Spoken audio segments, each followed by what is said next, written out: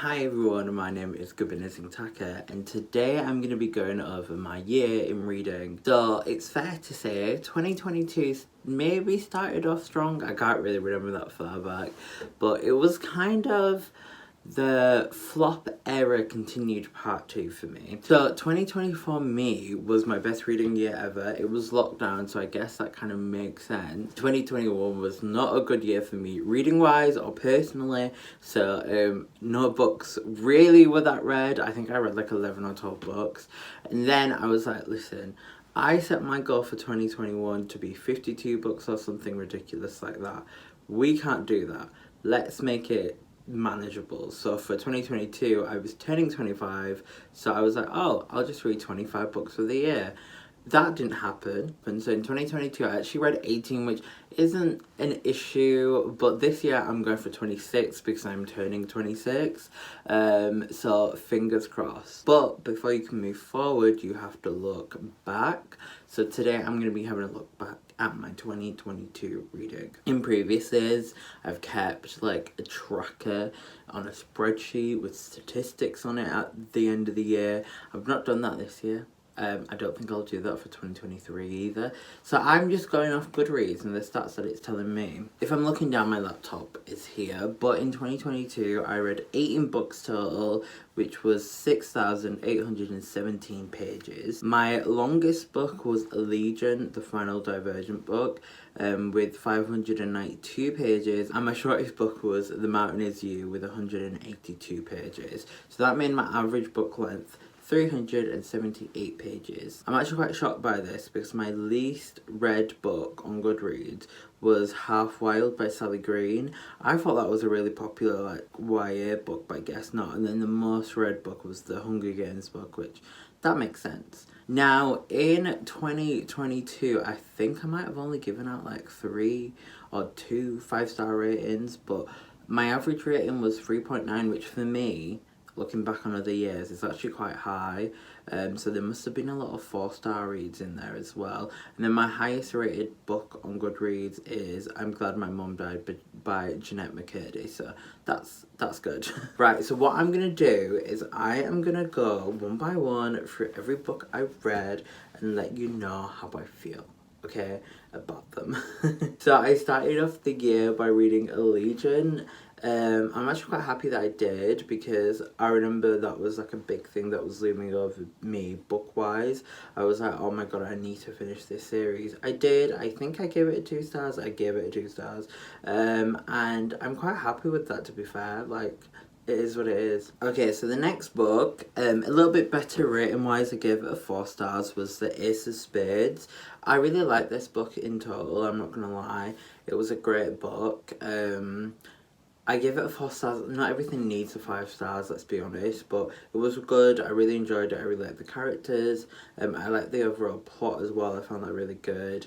So yeah, loved that. 4 stars. Then the third book was The Last Olympian by Percy Jackson. Just like what I felt with Allegiant, I felt the exact same with this one. I was happy to finish the series. It was not something that I was reading anymore because I really enjoyed it. It was just to kind of close that series off, but this one was definitely a better finish than Legion. I gave this one a 3 stars. Now the next book is Never Split the Difference. It's all about negotiating and stuff like that, so I read that. It was at like a pivotal point in my life, and I gave that a 4 stars overall. It just got me in the right attitude. It got me feeling good.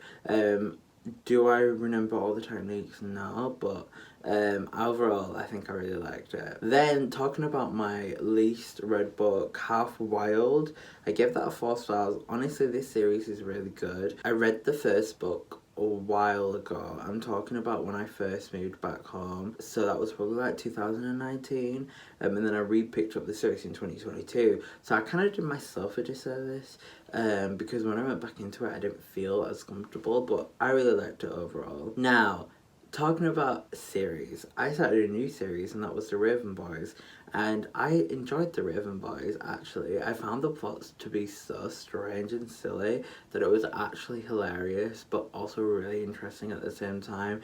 This one, now thinking about it, I actually really want to jump back into this series because I give it a 4 stars and it was just so interesting, and I want to see where the story goes, so love that one. Now here we go to my first 5-star read, and arguably my favourite book of the year. So that's The Handmaid's Tale by Margaret Atwood. I gave it a 5 stars. Like I said, I really enjoyed it.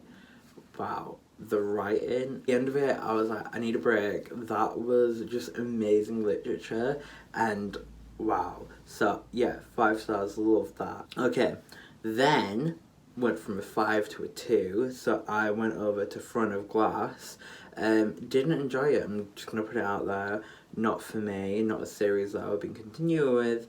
If you like it, that is so valid, but for me, I did not like that. Like I said, I think at the time of reading it, it's just not my age category anymore. It's not the kind of books that I think I'd like as a 25-year-old now. But that's valid if anyone is my age or older and loves it. But for me, it was just a no. Then I was popping around these series like no one's business because I started a new one in Girls of Paper and Fire.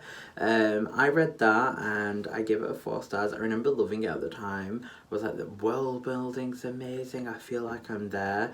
For me, the only thing that didn't give it a 5 stars was the ending. I just didn't like that. It felt very icky for me. It felt like, no disrespect, oh, let's make it into a series. Well, I think it could have been done, or it could have been like renegotiated in the plot line for it to easily go into a series. But maybe that second book, now that I think about it, is really gratifying because we see more of the character development and we see kind of justice be served. But yeah, that's how I felt at the time, so love that. Okay, so the next 3 books is my reading like it's 2012 era. So I did The Fault in Our Stars, 5 stars, gave that 5 stars before. The Hunger Games, 5 stars, reread, gave that 5 stars before. And then I read Gone Girl, which was the only non-reread in that vlog, and I give that a 4 stars. I really enjoyed it. It had me on the edge of my seat. Can't remember why I didn't give it a 5, but like I said before, not everything needs to be given a 5 stars. Probably with me and that type of book, something about the ending annoyed me, so it's probably something like that. Okay, then I started another series, which I will not finish. I did a video where I let a TikTok filter decide what I read, and it was Kingdom of the Wicked. I give it 2 stars. I mean, it's good, but it's not for me. It's just not for me. I can see how the plotline is very appealing. I can see how it's something that is well fit for a series, an obsession as well, but not for me. Then I read Becoming by Michelle Obama. This is the one which I could have given a 5 stars. I love the book. I love Michelle Obama. It was amazing. I felt like I really knew her after that. But yeah, I really loved that one. Next, after that, I read Swim in the Dark. So this book was actually gifted to me, and then I feel like I saw it somewhere on the internet and I was like, I need to read that. So I gave it a 4 stars. I really enjoyed it overall. Okay, now final 3. So I did a reading vlog where I read only celebrity autobiographies. In that I read I'm Glad My Mum Died by Jenna McCurdy. Great book. I gave it a 4 stars. Don't know why I put 5 fingers up. And then The Meaning of Mariah by Miss Mariah Carey, which I gave 5 stars. That woman knows. She can write anything. She could write anything, like a song, a book, I don't know what else, but she's amazing.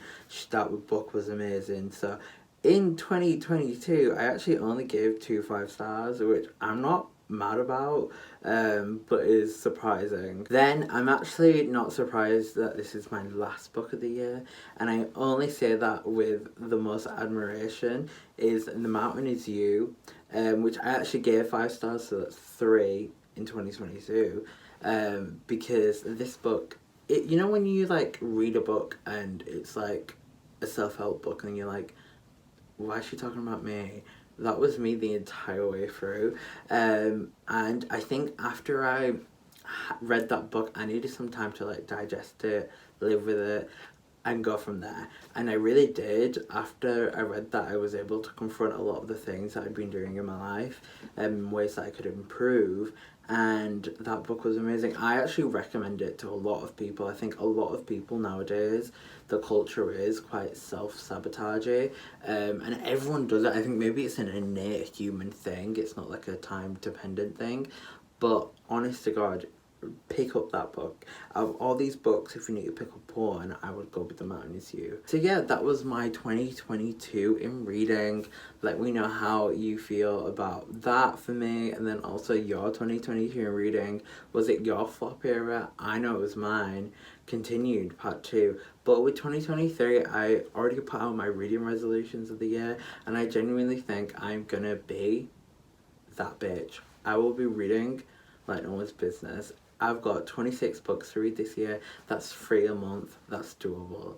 For me, it is doable. I'm very excited for this year. I hope you guys are too. And as always, please do like, comment, and subscribe. But for now, bye.